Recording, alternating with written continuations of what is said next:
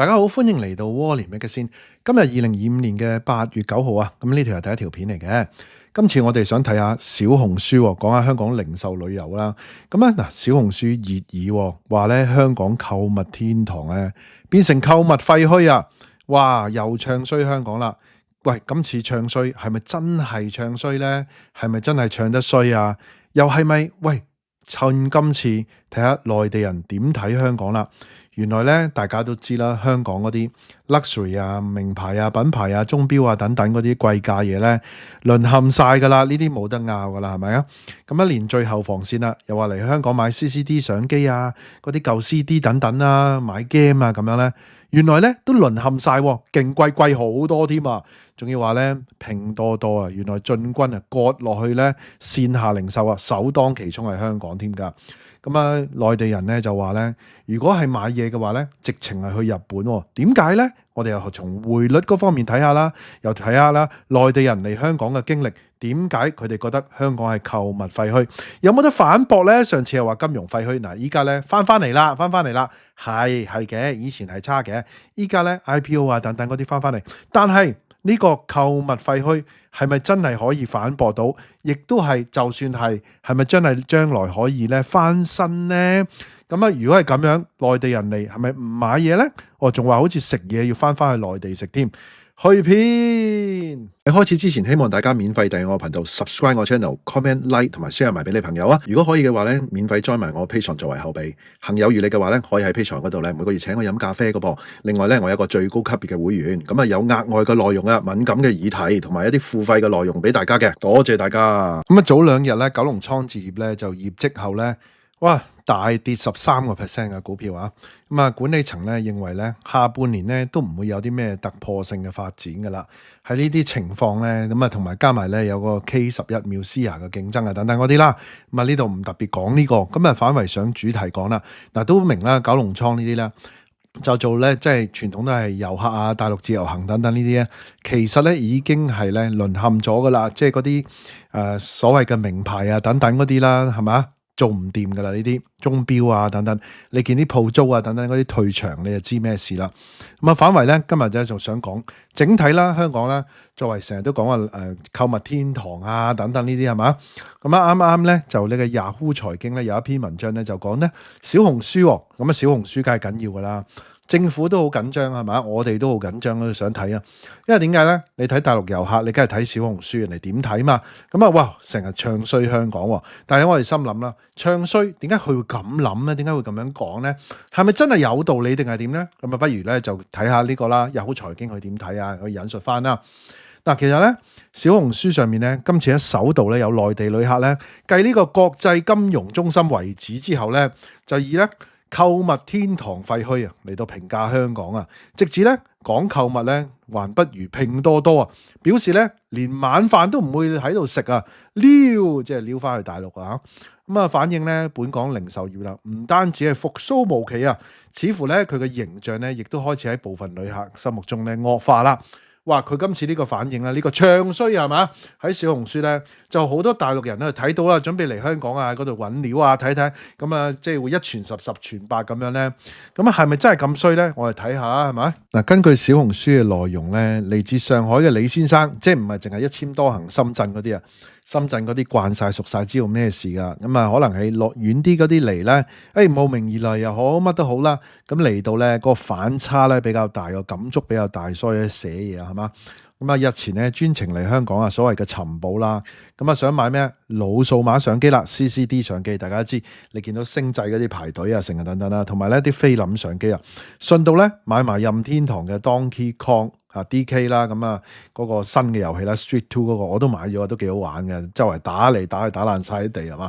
咁啊嗱呢個同由即係個餅帶啦，咁啊好啦，佢到過幾間咧熱門嘅相機店咧睇二手貨，結果咧都係失望而回啦。嗱，首先咧星際城市啦、福華相機啦，咁啊情迷相機等等店嘅 CCD 相機咧，比內地二手交易 Apps 閒魚咧仲貴。咁啊其次咧。信和中心嘅 Street 嘅遊戲帶咧，比拼多多咧，哇貴好多啊！大家知唔知貴幾多啊？貴成50蚊㗎。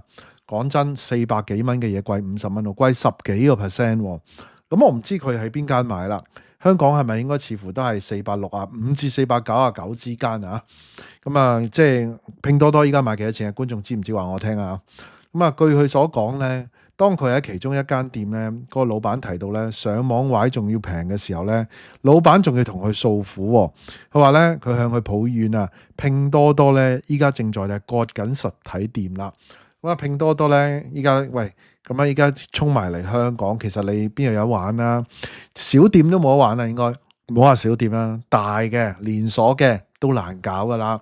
咁啊，呢樣嘢咧，連帶去到大陸人都知啊，上海嚟嘅都知。咁啊，而喺小紅書度講通晒啦。佢最後咧去睇埋黃金嘅價錢，都發現深水埗咧就價錢係比較好啲，但係咧都係冇買就離開噶啦。咁啊嗱，跟住咧感慨咧，香港成為購物廢墟喎。咁啊，大家咧都同咧即係叫做東京比啦。咁啊嗱，另外咧，最後佢哋咧都買咗咧幾隻咧二手嘅 CD，同埋咧美心嘅打折月餅，同埋咧一部咧 Pentax 17咧咁啊離開啦。咁啊夜晚咧決定翻去咧價廉物美嘅深圳食飯啊。哇！即係咧直情香港食飯都費事啊！直情嗱，上海嚟到香港，咁啊跟住咧香港翻大陸方便啦。咁國內人就算係其他省市咧，都係去深圳食嘢嘅。咁啊弊啦。咁啊點解弊咧？我就話，即係佢哋咧依家咧出嚟玩咧，佢就將香港咧同深圳咧連為一體咁樣去睇啊。即係話咧，我喺香港就玩香港特定要嘅嘢，譬如打卡啊等等嗰啲啦，係咪？或者如果你話買 CCD 相機嗱，依家睇嚟佢都未必會買啦，後面都係頭先一陣會講啊。咁佢食飯咧就揀平啲嘅深圳。如果佢兩個擺埋一齊咧，咁你又真係冇理由係真係喺香港食嘅喎，即係咁嘅情況有啲咁嘅問題啦。咁啊，甚至乎咧佢感慨，佢有啲唏噓啦。佢話咧，香港唔單止咧即係金融為主添，亦都係咧購物天堂廢墟啦。咁啊，依家咧就逛商場咧都唔逛啦。咁啊，淨嚟咧齋打卡，即係連唔好話買啊，睇都唔睇添。咁啊嗱，佢個即係心目中咧，大陸人心目中仲係覺得香港係金融為主喎。咁係咪仲係啊？依家不過咧呢個係另外一個議題啦。咁啊，好多人啊，好多公司嚟呢度上市啊，美國嗰啲啊趕走中概股啊，準備啦。咁啊，大家要避險啊嘛。跟住大陸咧又成日 reject，又上唔到市。咁啊，翻嚟香港咧反而仲鬆動，容易啲上啲添。咁佢呢個 post 咧，即係購物天堂廢墟呢個評價咧，亦都引起其他嘅內地客熱議喎。咁啊，有浙江嘅旅客話咧，想不到咧任何理由去香港啦。咁啊，直言咧，如果咧要線下購物，咁啊自己會直飛東京啦。咁啊，有網民咧更加指出啦，李先生所買嘅係王菲 CD，其實咧廣州買咧仲更加平喎。咁而且有人咧就感慨啦，香港咧即係嗰個物價太貴啦。咁啊嗰邊咧嘅人咧，即係香港嗰邊啲人啊，咁啊都去深圳買。你嚟一個反向操作喎。不過咧，亦都有人反駁李先生啦。佢分享咧就叫做 Lululemon 嘅東西咧，喺香港買會比較平啲。有一啲貨品咧喺內地咧就唔打折。咁喺香港有時咧，如果佢做半價特價推售嘅時候咧，香港折扣大嘅時候咧，都能夠咧同日本比拼一下添㗎。咦？咁都係去日本喎。嗱，你要咁睇啦。即係深圳自由行呢啲大灣區，我哋咁啊好方便啊，兩邊走啦。咁啊，但係咧，你要睇翻依家呢扎咧，係講緊浙江啊，講緊上海嗰啲啦。咁佢哋其實嚟香港同佢哋去東京係咪去？即係其實都差唔多嘅啫喎，分分鐘可能去日本仲平喎，啲紙水等等係嘛？咁佢又唔會特登嚟香港咯。所以咧就係話你自由行，你再開多啲城市，開多啲咧，即係2、3線又好，再多啲城市，佢哋會唔會嚟咧？係嘛？佢咁當然啦，我哋盼望咧，即係佢嚟都起碼嚟一次啦。但係佢嚟嗱，唔係話佢哋唔會嚟。依家呢個主題講咩？係講緊佢哋會唔會購物啦。咁佢睇咧，佢有機會會嚟就免費打卡景點遊，但係咧佢就真係咧未必會咧去真係買嘢啦，連商場都唔行啦。咁你話喂，咁都要食嘢啦，食嘢佢如果話佢既然飛得咁遠過嚟，香港同深圳一齊變成一個區咁樣去睇佢玩嘅時候咧，咁佢食嘢就去深圳啦。咁你好明顯睇到，即係我哋講乜冇用啦，你直情睇佢國內嘅人，佢遊客佢點睇，咁你就已經知道咩事發生啦喺度，係嘛？即係唔好話佢哋小紅書成日唱衰香港，又話嗰個咩啊？日出康城嗰度係港版加沙係嘛？咁當然啦，對大陸人嚟講，佢哋住得大啲又成嚇，地方冇咁密集，咁啊即係好大震撼嘅呢樣嘢又係嘅，又唔習慣嘅真係。咁啊小紅書你信唔信得晒佢咧？嗱，Yahoo財經又攞一支資料啦，佢話翻查資料啦。市場咧早有數據同埋文章咧駁斥咧香港金融中心遺址啦，即係話咧之前咧又係小紅書講香港咩金融中心遺址，咁依家駁斥晒啦係咪？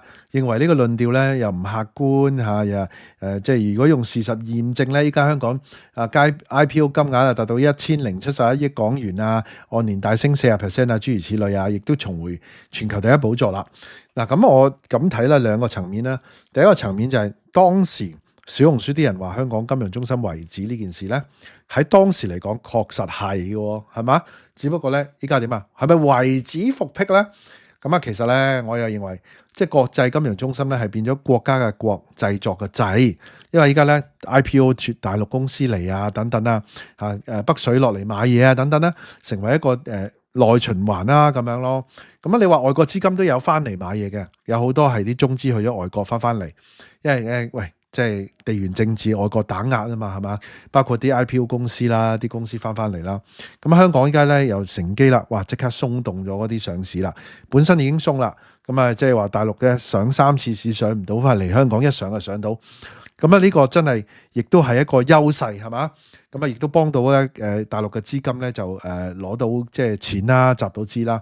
咁啊，不過唔講呢個啦，因為講呢個又講長咗啦。嗱，咁啊，即係今天咧，其實咧就已經唔可以話，好似之前咁樣金融遺址，但係咧佢哋噏喺口唇邊都仲係講緊遺址，所以今次係講呢個購物天堂廢墟咁解。咁啊，其實咧，咁我哋就反駁佢咁樣啦。嗱。但係咧，金融嗰個中心咧就反駁到啦，或者係咪叫做？但係咧，購物天堂廢墟咧，似乎係咪依家未反駁得到啊？嗱，如果咧參考咧九倉置業嘅分析嘅數據咧，佢指出咧2023年第一季至到2025年第二季咧期間咧，共10個季度啊，嗰個餐飲收入嘅數據咧，相對係窄幅上落，而零售比餐飲咧嗰個情況咧係差嘅。我點會窄幅上落咧？其實餐飲依家都跌得咁犀利啊！啲酒樓嗰啲全部排隊執笠，我哋眼見到喎，仲窄幅上落嗰啲咩數據咧？係嘛？咁啊，仲要話而零售咧比餐飲差的情況來說，九倉話咧零售衰過餐飲，餐飲都咁衰，零售仲衰過餐飲。九倉似乎咧就認為咧較難顯示零售嗰個即係零售業嘅情景咧已經係好轉啦。即係睇唔到啲咩好轉嘅情況。嗱，不如我哋又睇翻咧，我哋日本嗰度啦，即係我揾咗啲資料啊，即係除咗 Yahoo 財經咧，我自己揾咗啲匯率嗰個情況啊。咁啊嗱，細看李先生嘅發言引發討論嘅成因咧，其實內地旅客咧覺得咧香港比日本貴啊。由於咧匯率嘅問題啊，直至咧人民幣同港幣咧接近1:1個匯率咧根本冇優勢。資料顯示咧，由舊年開始嘅市場啊出現咗咧有關於人民幣對港幣咧何時1對1咁樣。當時嘅分析認為咧，如果人民幣咧會進一步大幅貶值，咁啊將會對咧港元嗰個同埋香港經濟構成壓力。不過咧唔使驚，依家港元弱方保證啊嘛，美匯又跌啦，咁啊港幣其實跌咗幾個 percent 嘅，依家冇咁嚴重嘅。咁啊即係相對人民幣又好翻啲啦，係嘛？啲樓啊變咗好似升咗係嘛？但係港元跌咗嘛。如果你嗰啲樓係用港幣計價，我上一集講咗啦。咁啊即係依家，但係都睇翻港幣啊。雖然港幣依家咧即係叫做弱方保證啦。嗱，人民幣對港幣呢度啦，其實係升翻啲啲嘅，升翻啲啲。但係咧5年嚟計咧都跌咗唔少嘅，呢個就係啦。